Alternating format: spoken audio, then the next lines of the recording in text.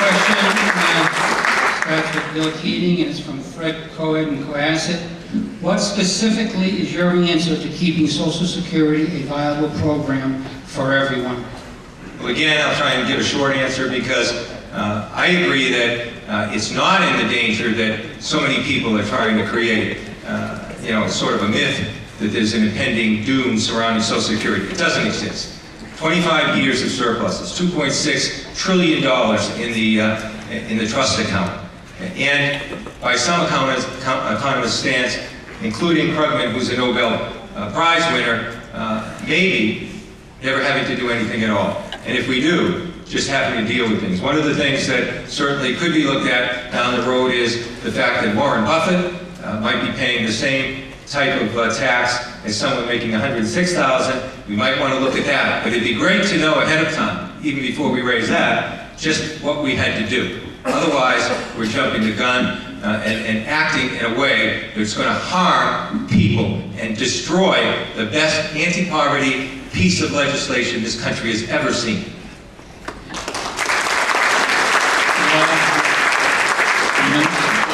This is, of course, sort of similar to an earlier question. I guess I would make a few comments. First of all, again, just to make sure I'm clear on this, nothing that I would do would affect current, nothing that I would even look at would affect current retirees or those approaching retirement. The fact of the matter is there is a problem, and the fact that the President has established a commission sort of reinforces the probability, and I think the general awareness that there's a problem here.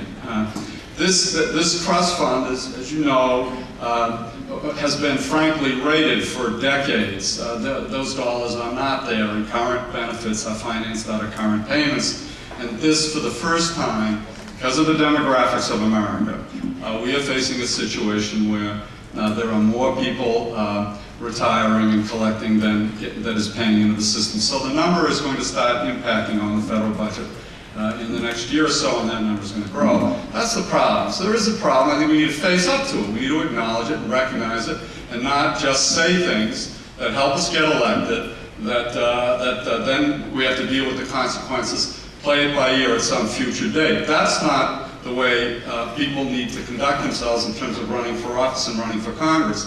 Having said that, I agree with my opponent. I think all of the alternatives need to be on the table. And the cap is something. There's a whole list of recommendations that are going to come out of this commission. I've looked at the prospective lists. There are a whole variety of them. You know, these are all worth some discussion, and there's going to be a major debate and a lot of discussion. And frankly, we need to just face the problem. That's all I'm suggesting, so that it's there for the next generation. The governor talks about generational responsibility in his speeches, and I think people understand that. I talked to Ella. They recognize the value of this program, and they want it there for the kids as well. That's all we're really trying to do here. Not make it into office. Deal with the problem.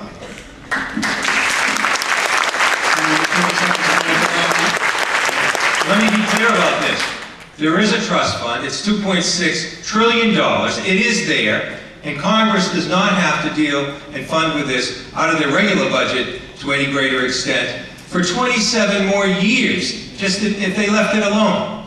So, if you look at it from an actuarial standpoint, it's clear that you don't have to act now, and the concept of making the most cruel cuts, because you might think there's cuts in the future, so you're avoiding those by making cuts now, is illogical. And it's something that, frankly, breaks a very solemn promise we've had in the Social Security trust for generations to come.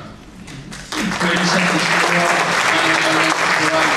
A solid promise is to take a system that's been in place since 1936, that's served the elderly, that's provided a lifeline to those who are retired, who have helped so many people make it through so many tough times. We have a responsibility to be responsible about it and to make sure that that promise is available for the next generation. That's all I'm saying, and that's, I think, what we need to do. And as public officials, we need to step up and say it, and we need to follow through. Thank you.